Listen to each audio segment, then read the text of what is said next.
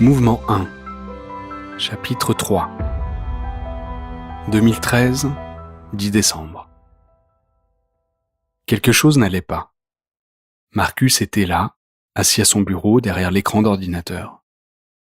Inconsciemment, il tapotait du pied, de la main, laissant transparaître son stress, son inquiétude, son ennui.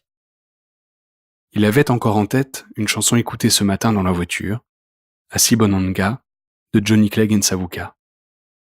Nelson Mandela venait de mourir, les cérémonies d'hommage étaient en cours en Afrique du Sud, le peuple entier rallié à la cause du défunt venait saluer une dernière fois l'homme de justice.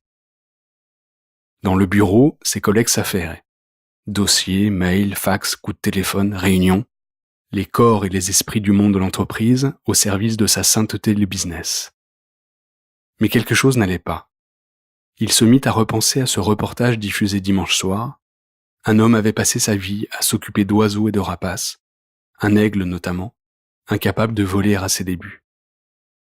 L'homme-oiseau avait dû apprendre à l'aiglon comment muscler ses ailes pour voler, pour les déployer, trouver le rythme, prendre les courants ascendants. Après plusieurs essais en vol, une caméra miniature avait été fixée sur le dos de l'aigle devenu adulte, et les images étaient diffusées dans ce reportage, des images magnifiques du plumage de l'aigle, des paysages de montagne, du ciel profondément bleu, des rayons du soleil aveuglants.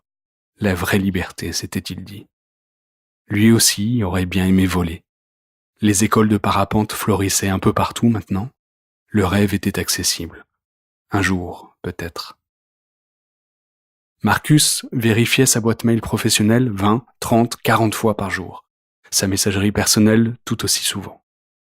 Il faisait d'incessants allers-retours entre les différents logiciels qu'il utilisait, commençant une tâche, poursuivant une autre, répondant au téléphone, puis zappait de nouveau. Les journées passaient vite. Trop vite. Il regardait l'heure sur son ordinateur ou son iPhone, tout en jouant des pieds, des doigts, les percussions d'un environnement stressant.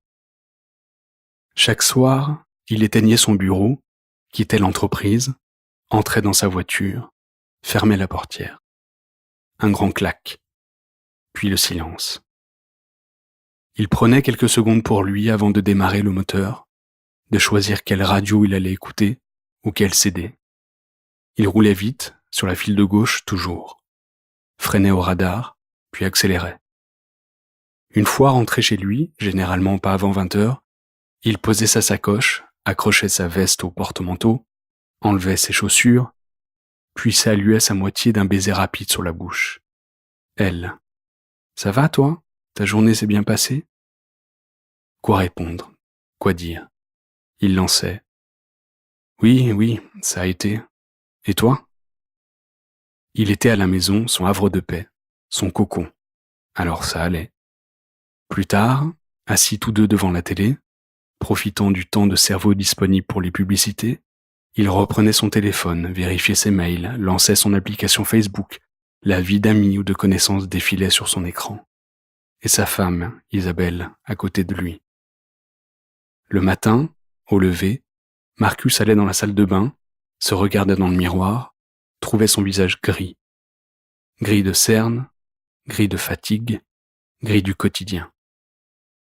Il montait plus ou moins consciemment sur le pèse-personne électronique, toujours ses 3 ou 4 kilos de trop, là, au niveau des hanches, et un léger double menton qui apparaissait depuis quelques mois déjà.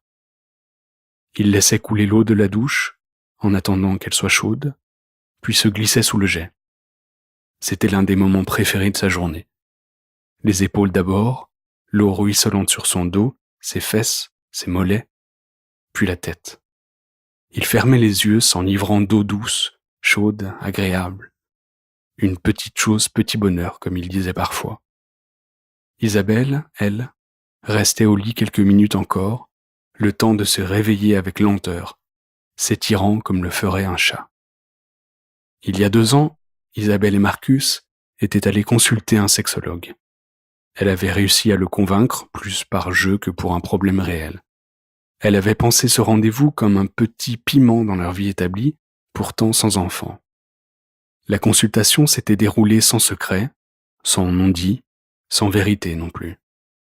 Tous deux reconnaissaient qu'il fallait se retrouver, prendre le temps de discuter comme ils le faisaient au début de leur relation, s'imposer des moments rien qu'à eux, des moments de complicité, de tendresse, de jeux sensuels ou érotiques. Les premières semaines, lui parfois, elle souvent, ils se prirent à ces jeux nouveaux sans qu'ils le soient vraiment. Puis le train-train revint, avec les agendas chargés à bloc, le travail surtout, un peu de sport quand même, elle en salle de fitness, lui sur le vélo, un ciné de temps en temps, alternant entre films d'auteurs américains et films à succès français.